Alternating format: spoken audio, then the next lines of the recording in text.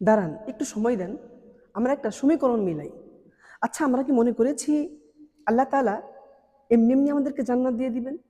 অথচ আল্লাহ তাআলা সূরাতুন নিসার মধ্যে বলেছেন, ওয়াল্লাযীনা আমানু ওয়া আমিলুস সলিহাত, যারা ঈমান এনেছে এবং সৎকর্ম অবলম্বন করেছে, সানুদখিলুহুম জান্নাতিন তাজরি মিন তাহতিহাল আনহার, অচিরেই আমি তাদেরকে এমন জান্নাতে প্রবেশ করাবো যার তলদেশ দিয়ে নহর প্রবাহিত।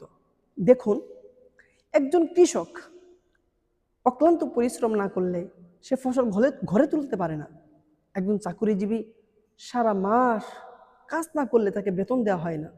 একজন ব্যবসায়ী ইনভেস্ট না করলে, সময় না দিলে সে উন্নতি সাধন করতে পারে না। সাধারণ দুনিয়ার নিজামে যদি এমন হয়, সাধারণ দুনিয়ার নিয়মে যদি এমন হয়, পরিশ্রম না করলে সফলতা পাওয়া যায় না, তাহলে দুনিয়া তো ক্ষণস্থায়ী, আখিরাত চিরস্থায়ী। জান্নাত তো এমন দামি জিনিস, এমন দামি জায়গা, তামাম পৃথিবী, তামাম দুনিয়া কয়েক কোটি বার বিক্রি করলেও জান্নাতের একটা জানালার এক টুকরা শিকের মূল্য দেওয়া যাবে না। এমন দামি জান্নাত আল্লাহ তাআলা এমনি এমনি আমাদেরকে দিয়ে দিবেন?